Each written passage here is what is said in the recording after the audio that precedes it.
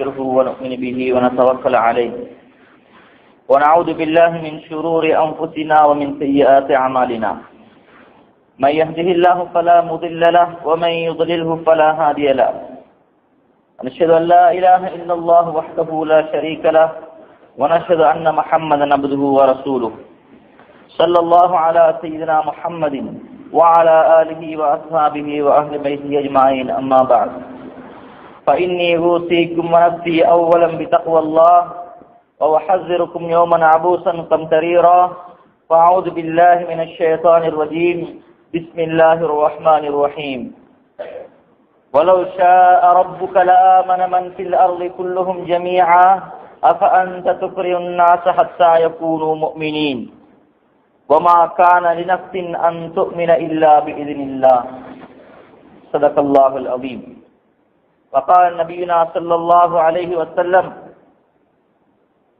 كل أمتي يدخلون الجنة إلا من أبى قيل من يأبى يا رسول الله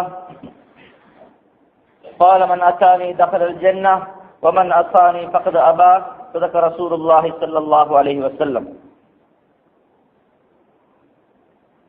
அளவற்ற அருளாளனும் நிகரில்லா அன்புடையோருமாக எல்லாம் வல்ல அல்லாஹ் சுப்ஹானஹு வ தஆலாவின் திருப்பெயர் கொண்டு ஆரம்பம் செய்கின்றேன். அவன் தனித்தவன், இணை துணையற்றவன், முழு மனித சமூகத்தையும் படைத்து வாழ வழி சொல்லிக் கொடுத்தவன். அவனுக்கு சர்வ புகழும் அல்ஹம்துலில்லாஹ்.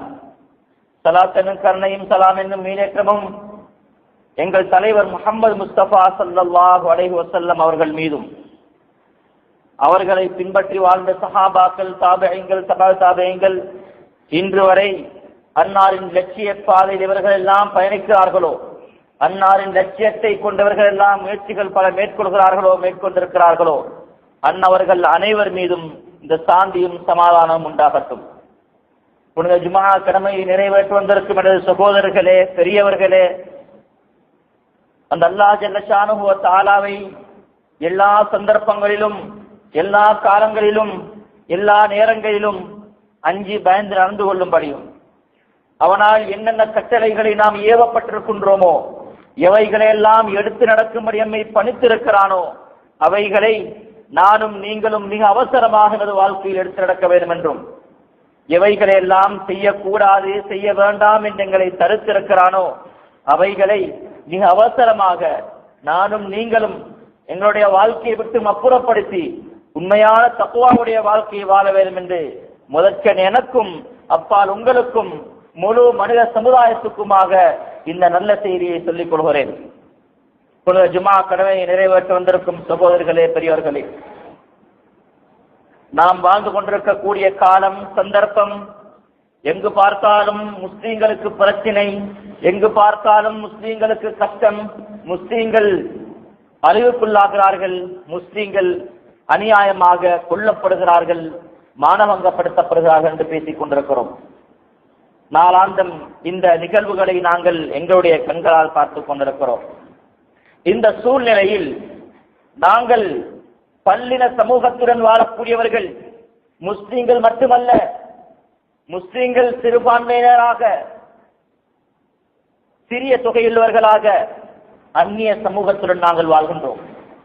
பௌத்தர்களுடன், இந்துக்களுடன், கிறிஸ்தவர்களுடன் மற்றும் பல சமுதாயத்துடன், அந்நியவர்களுடன் நாங்கள் வாழ்ந்து கொண்டிருக்கும் சந்தர்ப்பத்திலே இஸ்லாம் அந்த அந்நிய மக்களுடன் எப்படி நடக்க வேண்டும் என்பதை சொல்ல மறக்கவில்லை.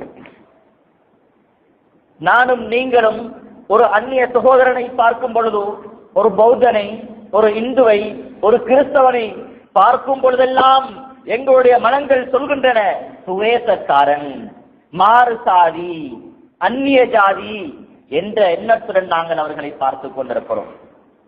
இஸ்லாம் அவர்களை எப்படி பார்க்க சொல்லி இருக்கிறது என்பதை நானும் நீங்களும் சரியாக புரிந்து கொள்ளவில்லை சகோதரர்களே. அவர்கள் இஸ்லாத்தை அறியாதவர்களாக இருக்கிறார்கள், தெரியாதவர்களாக இருக்கிறார்கள். நாங்கள் அடிப்படையை புரிந்து கொள்ள வேண்டும். இன்று நான் கலிமா சொன்னவனாக, ஒரு முஸ்லிமாக, ஒரு இஸ்லாமியனாக எங்களுடைய தலையை சிரசை அல்லாஹ்வுக்காக வேண்டி இந்த பூமியிலே வைக்கக்கூடியவர்களாக இருக்கிறோம். இது யார் செய்த கெட்டித்தனம்? எனது தாயும் தந்தையும் முஸ்லிமானவர்கள், அவர்களுக்கு நான் பிறந்தேன், நான் முஸ்லிமாக இருக்கிறேன். அவர்கள் முஸ்லிம்களாக இருக்கிறார்கள், அவர்களுடைய தாயந்தேர்கள் முஸ்லிம்கள். வாழை அடி வாழையாக கிடைத்த இஸ்லாத்தை வைத்து நான் பெருமை பேசிக் கொண்டிருக்கிறேன். நான் கஷ்டப்படாமல் அல்லாஹ் எனக்கு இந்த தீனை தந்திருக்கிறான், இஸ்லாத்தை தந்திருக்கிறான். அவனுக்கு இந்த தலையை பணிக்கும்படியாக செய்யக்கூடிய பணிப்பதற்கு பணிந்து நடப்பதற்கு அல்லாஹ் சந்தர்ப்பத்தை தந்திருக்கிறான். அதே அல்லாஹ் எத்தனையோ கோடிக்கணக்கான மக்களை அவனுக்கு மாறு செய்யக்கூடிய அமைப்பை படைத்திருக்கிறான். ஒருவன் சிலையை வணங்குகின்றான், சிலைக்கு முன்னால் மண்டியிட்டு அந்த சிலையிடமே கும்பிட்டு அந்த சிலையிடமே தனது சேவையை கேட்கின்றான். நான் அவனை பார்க்கும் பொழுது என்ன நினைக்கிறேன்? மடையன், மடச்சாம்பராணி என்று சொல்வோம். அதைவிட ஒரு படிமேலாக சுவேசக்காரன், மாறுசாதி. கண்ணியமான சகோதரர்களே, பெரியோர்களே, அடிப்படையை புரிந்து கொள்ள வேண்டும். எந்த அல்லாஹ் எனக்கு தீனை தந்தானோ, எந்த அல்லாஹ் எனக்கு இஸ்லாத்தை தந்தானோ, எந்த அல்லாஹ் எனக்கு ஹிதாயத்தை தந்து அவனை வணங்கும்படி செய்தானோ, அதே அல்லாஹ் அவனுக்கு ஹிதாயத்தை கொடுக்கவில்லை. சந்திர மண்டலம் என்ன, செவ்வாய் கிரகம் என்ன, புதனுக்கே இந்த வானத்தை வெட்டி பிடிக்கும் அளவுக்கு சென்று விட்டார்கள். அப்படி சென்ற விஞ்ஞானிகள், அப்படி சென்றவர்கள் எல்லாம் தரைக்கு வந்து மண்ணினால் செய்யப்பட்ட ஒரு சிலைக்கு முன்னால், கேவலம் மாட்டுக்கு முன்னால், கேவலம் இந்த நெருப்புக்கு முன்னால் என்று நீதான் என்னுடைய தெய்வம் என்று சொல்வார்களே. ஆனால் கண்ணியமான சகோதரர்களே, இது கெட்டித்தனத்தினால் அல்லது தனது எஜுகேஷன், தனது டேலண்ட், தனது அறிவினால் அல்லாஹ்வை இறங்க முடியாது. சந்திர மண்டலம் என்ன, செவ்வாய் கிரகத்துக்கு சென்றவன் இங்கே வந்து ஒரு சிலையை பார்த்து நீதான் என்னுடைய தெய்வம், நீதான் என்னுடைய கடவுள் என்று சொல்வானே. ஆனால் அல்லாஹ் அவனுக்கு ஹிதாயத்து கொடுக்கவில்லை தவிர அவனுடைய அறிவினால் அவன் கண்டுபிடிக்க முடியாது. ஹிதாயத் என்பது அறிவினால் கண்டுபிடிக்க முடியாது, விவேகத்தன்மையினால் கண்டுபிடிக்க முடியாது, தனது ஆற்றலினால் தனது பலத்தினால் ஹிதாயத்தை பெற்றுக் கொள்ள முடியாது. என்ன விளங்குகிறது சகோதரர்களே? நான் அல்லாஹ்வை வணங்குகின்றேன், அல்லாஹ் எனக்கு ஹிதாயத்தை தந்தான்.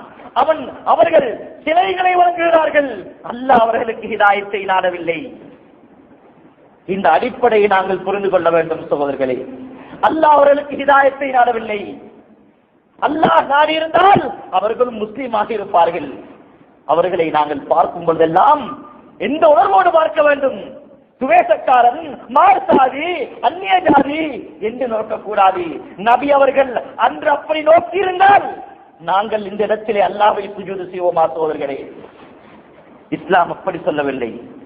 அவனை நோக்கும் பொழுதெல்லாம் எங்களுடைய உள்ளம் பதற வேண்டும், எங்களுடைய உள்ளங்கள் கண்ணீர் வலிக்க வேண்டும், உள்ளம் குமர வேண்டும். பாவம் அறியாத நாள் சிலையை வணங்கிக் கொண்டிருக்கிறான், அறியாத நாள் அல்லாஹ்வை விட்டுவிட்டு வேறெதையோ வணங்கிக் கொண்டிருக்கிறான் என்று நாங்கள் விளங்கிக் கொள்ள வேண்டும் சகோதரர்களே. அந்த உணர்வு எங்களுக்கு வர வேண்டும். உலமாக்கள் சொல்லும் பொழுது சொல்கிறார்கள், 4 அடிப்படைகளை சொல்கிறார்கள். அவனுக்கும் உனக்கும் என்ன வித்தியாசம் இருக்கிறது? அல்லாஹ் குர்ஆனிலே சொல்கிறான், யா அய்யுஹன் நாஸ் இன்னா خلقناكم من ذكر وانثى وجعلناكم شعوبا وقبائل لتعارفوا. ஏ மனிதர்களே, நாங்கள் உங்களை பல கோத்திரங்களாக படைத்திருக்கிறோம், பல இனமக்களாக படைத்திருக்கிறோம், உங்களுக்கு மத்தியிலே ஒருவருக்கு ஒருவர் அறிமுகமாகிக் கொள்ள வேண்டும் என்பதற்காக அல்லாஹ் படைத்தது. இரண்டாவது கட்டம், ஹிதாயத்தை, நேர்வழியை அவரவர் இஷ்டப்படி எடுத்துக் கொள்ளலாம். லா இக்ராஹ ஃபித்தீன் கத் தபையன ருஷ்த். நேர்வழி, உண்மையான பாதை, தெளிவான பாதை, அது தெளிவாகிவிட்டது, உண்மையான பாதை. எனவே அவர்களை பலவந்தப்படுத்த முடியாது. நாடியவர்கள் ஈமான் கொள்ளட்டும், எவர்கள் இணை வைக்கிறார்களோ அவர்கள் இணை வைத்துக் கொள்ளட்டும், உங்களுக்கு அதனுடைய அதிகாரம் இல்லை என்று அல்லாஹ் குர்ஆனிலே சொல்லி இருக்கிறான். அது மட்டுமல்ல, அவர்கள் எல்லோரும் மனிதர்கள். நானும் நீங்களும் சுவேசக்காரன் நோக்குகிறோமே, அவர்கள் மனிதர்கள். ஹியூமன் ஃபீலிங், மனித உணர்வுகள் அவனுக்கும் இருக்கிறது. அவனுக்கு பசி எடுத்தால் எனக்கும் பசி வருகிறது. எனக்கு எந்த பசி உணர்வுகள் எல்லாம் இருக்கிறதோ அவனுக்கும் அதே பசி உணர்வுகள் இருக்கின்றன. நான் கண்ணினால் பார்க்கின்றேன், அவர்களும் கண்களால் பார்க்கிறார்கள்.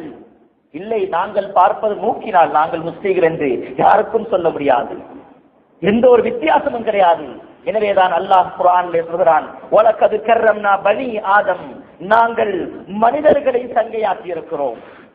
இங்கே வலகத் கர்ரம்னா முஸ்லிமீன் என்று சொல்லவில்லை, நாங்கள் முஸ்லிம்களை கண்ணியப்படுத்தியிருக்கிறோம் என இந்த வசனத்தில் அல்லாஹ் சொல்லவில்லை. அல்லாஹ் சொல்கிறான் பனி ஆதம், மனிதர்களை. அவன் யாராக இருக்கட்டும், கிறிஸ்தவனாக இருக்கட்டும், இந்துவாக இருக்கட்டும், பௌத்தனாக இருக்கட்டும், யாராக இருந்தாலும் அவனை நாங்கள் சங்கைப்படுத்தி இருக்கிறோம். கண்ணியமான சகோதரர்களே, பெரியோர்களே, இந்த அடிப்படையில் நாங்கள் எந்த உணர்வுடன் இருக்கிறோமோ, மனிதர்களுக்கு என்னென்ன உணர்வுகள் எல்லாம் இருக்கிறதோ அந்தந்த உணர்வுகள் அவர்களுக்கும் இருக்கிறது. அவர்களை பார்க்கும் பொழுதெல்லாம் நாங்கள் அந்நிய ஜாதி, மார்சாதி, துவேசக்காரன் என்று பார்க்க கூடாது. கண்ணியமான சகோதரர்களே, உண்மையில் துவேசக்காரர்கள் யார் என்று நாங்கள் தனிமையில் உட்கார்ந்து சிந்திக்க வேண்டும். துவேசக்காரர்கள் யார்? இந்த அவர்களை ஏமாற்றி ஏமாற்றி எத்தனை காரியங்களை நாங்கள் இந்த இலங்கையிலே சாதித்துக் கொண்டிருக்கிறோம். கற்றது ஜும்மா பள்ளி, தகம் பாசல் என்று இதை ஒட்டியாச்சு, லேபலை ஒட்டி அவனை ஏமாத்தியாச்சு. கற்றது பள்ளிவாசல், நாங்க பள்ளிக்கூடம் கட்டுறோம், சின்ன பிள்ளைகளுக்கு படிச்சு கொடுக்கறதை கட்டுறோம். அவனை ஏமாத்தி ஏமாத்தி எத்தனை பள்ளிவாசல்களை நாங்கள் கட்டி இருக்கிறோம் சோதர்களே. கொழும்பிலிருந்து பிரயாணம் செய்யக்கூடிய ஒருவன், கொழும்பிலிருந்து ஒருவன் அனுராதபுரத்து பஸ்ஸில் ஏறி இருக்கிறான், இன்னொருவன் கண்டி பஸ்ஸில் ஏறி இருக்கிறான், அல்லது சொந்த வாகனத்தில் ஏறி இருக்கிறார், இன்னொருவர் காலியை நோக்கி பிரயாணம் செய்கிறார். ஒரு முஸ்லிம் அவன் எந்த நேரத்திலும் எந்த இடத்திலும் தனது தொழுகையை இமாம் ஜமாத்துடன் தொழ முடியும், இமாம் ஜமாத்துடன் தொழ முடியும். அந்த அளவுக்கு பாதை நெருக பள்ளிவாசல்கள் நிறைந்து கிடக்கின்றன. கண்ணியமான சகோதரர்களே, இன்று அவர்களை ஏமாற்றி ஏமாற்றி எத்தனையோ காரியங்கள் நாங்கள் செய்து கொண்டிருக்கிறோம். அவர்களுடைய உள்ளங்கள் மிகவும் நளினமானது. முஸ்லிம்களுடைய கலாச்சாரங்கள், கலைகள், பண்பாடுகளை பார்த்து அவர்கள் ஆச்சரியப்படுகிறார்கள். இவர்கள் எங்களுக்கு இந்த இஸ்லாத்தை சொல்லித் தரவில்லையே. 3 வாரங்களுக்கு முன்னால் சில சகோதரர்களை வைத்து எங்களுடைய ஒரு ஆலிம் பயான் செய்கிறார். சில அந்நிய சகோதரர்களை வைத்து அவர்கள் கேட்டார்கள், இஸ்லாத்தை பற்றி சொல்லுங்க, அநேகமான முஸ்லிம் சகோதரர்கள் பகுதியில் இருக்கிறாங்க, இஸ்லாத்தை பற்றி சொல்லுங்க. எங்களுக்கெல்லாம் பிரபல்யமான ஒரு ஆலிம், அவர் இஸ்லாத்தை பற்றி பேசிக் கொண்டிருக்கும் பொழுது திடீரென ஒருவர் கண்கள் கலங்கிய நிலைமையில் சொல்கிறார், நான் 13 வருட காலமாக ஒரு முஸ்லிமத்திலே வேலை செய்கிறேன். நீங்கள் சொன்ன இந்த வார்த்தைகளை இந்த 13 வருட காலத்தில் ஒரு தடவையாவது எனக்கு பொறுப்பான என்னுடைய முதலாளி, என்னுடைய பாஸ் சொல்லவில்லையே. 13 வருட காலம் அவரிடத்தில் வேலை செய்கிறேன், எனக்கு இந்த இஸ்லாத்தை பற்றி சொல்லித் தரலையே என்று அவர் கண் கலங்கிய நிலைமையில் சொல்கிறார். கண்ணியமான சோதர்களே, உலகில் இப்படி சொல்லக்கூடியவர்கள் நாளை மறுமையில் எப்படி சொல்வார்கள்? எனவே கண்ணியமானவர்களே, சகோதரர்களே, பெரியவர்களே, நாங்கள் பகிரங்கமாக அவர்களுக்கு இஸ்லாத்தை சொல்ல முடியாது. எங்களுடைய நாட்டு சூழ்நிலை அப்படி இருக்கிறது. நாங்கள் எங்களுடைய பண்பாடினால், நல்ல அகலாக்கினால் அவர்களுக்கு இஸ்லாத்தை சொல்ல வேண்டும், நல்ல முறையில் நடந்து கொள்ள வேண்டும். முஸ்லிம்களுடைய தன்மைகள், பண்பாடுகளை பார்த்து அவர்கள் இஸ்லாத்தை படிப்பார்கள். சகோதரர்களே, இது நாங்கள் என்ன செய்கிறோம்? கடையில முதலாளி இருக்கிறாரு, சேல்ஸ்மேன் இருக்கிறாரு, இந்த சூரத்தோட ஜுப்பா தொப்பியோட போனா சேல்ஸ்மேன் சாமான தருவாரு. வரும்பொழுது முதலாளி சொல்லுவாரு, இது குறை சொல்றதுக்காக அல்ல, அவர் இந்த ஜுப்பா தொப்பிதாரிய மதிக்கிறார், முஸ்லிம்களை மதிக்கிறார், முஸ்லிம்களுடைய பொறுமைகளுடைய உள்ளத்திலே இருக்கிறது. எனவே அவர் சொல்லுவார், அதற்கு அந்த சாமான கொடுக்காத, நல்ல சாமான் உள்ளுக்கு இருக்குது, அதை குடு என்று சொல்லுவார். அதே நேரத்திலே ஒரு இந்து சகோதரன், ஒரு பௌத்த சகோதரன், ஒரு கிறிஸ்துவ சகோதரன் வந்து சாமான் கேட்கும் பொழுது அரை குறையான சாமானை ஏமாற்றி அவருடைய தலையிலே கட்டி அனுப்புகிறோமே சகோதரர்களே, எவ்வளவு பெரிய அநியாயம்! அவருடைய உள்ளம் பதுவா செய்யுமானால்